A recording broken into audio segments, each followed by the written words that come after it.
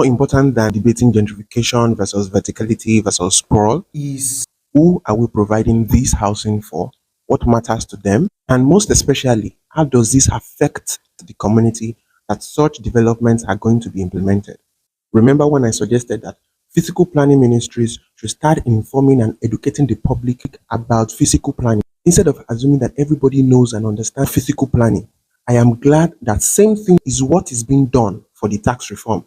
But I digress because even though many of us are either intentionally disconnected or just unconsciously unaware, we are constantly participating and influencing city planning by our daily actions and lifestyle. Let's take gentrification for example, because behind the grammar is a simple practice that everybody is familiar with. People buy old properties and either renovate or rehabilitate or tear them apart and turn them into another purpose. We've seen warehouses converted to churches. We've also seen old properties torn down to make space for a multi-family apartment building. Or whether it's the flip side, the Nigerian dream, where each person just picks one plot each, even though all we can afford is a 2-bedroom sitting on the entire plot. What matters most, regardless of either of this approach, is how each of these rehabilitations, repurposement, or development pattern, the eventual outcome is an influence on city behavior. So say what you've done is convert a warehouse into a church. The result is a change in parking behavior, traffic pattern, and the response of economic activities in that area to the constant rise and fall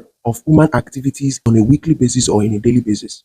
Whereas for sprawl, the effect is the constant demand on a non-existent or poor infrastructure supply. Because what happens is when everybody picks a plot each, regardless of whether what we have on it is 1 bedroom or 2 bedroom, each of those plots will require road, drainage, electricity, all infrastructure that is required to be provided. But because the land use in those areas are not at optimum, the government feels their infrastructure development will not generate commensurate return in IGR. And because of that skepticism, they either slow down or stay away from investing in infrastructure development in such areas.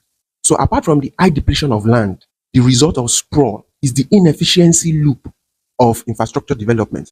So putting all this together, the most important consideration is not gentrification versus sprawl, but rather about who the recipients of those buildings, the users, and how will it affect the financial and social infrastructure of the city, and in return affect the quality of life, the welfare of the users of such development.